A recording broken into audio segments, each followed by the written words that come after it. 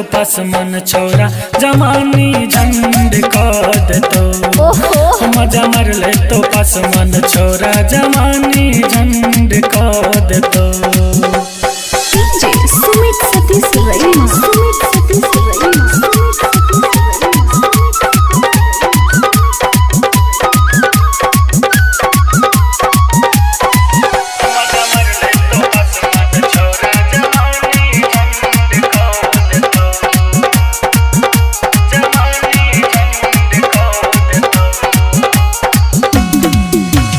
चढ़ल जमानी प्रकरवा छोरी कोना तू कंट्रोल गए चढ़ल जमानी प्रकरवा छोरी कोना तू कंट्रोल गए हर दम फैशन में गोर के माल छ एकदम टाइट तोरा फाटल चीज पाते किया घुमान भागलो तोरा फाटल चीज पाते किया गुमान भागलो मजा मरल तो पासमन छोरा जमानी झंड को दे तो मजा मरल तो पासमन छोरा जमानी झंड को दे तो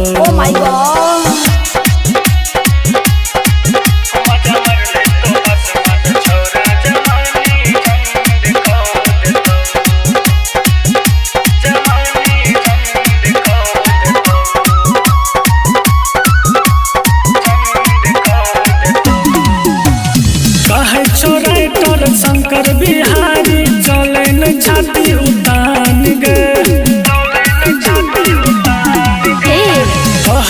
राइटर शंकर बिहारी चले न छाती उतान गए नहीं तो सब छोरा दोनों बैलून देतो दबाई संतोष तोरा कोनो चीज पे गुमान भगलो कह संतोष तोरा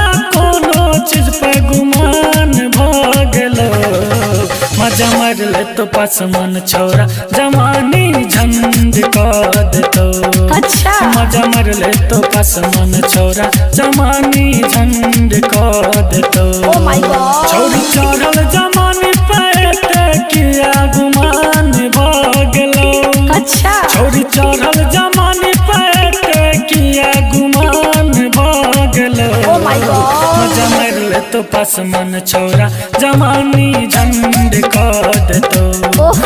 मजा मरल तो पासमन छोरा जमानी झंड को दे तो।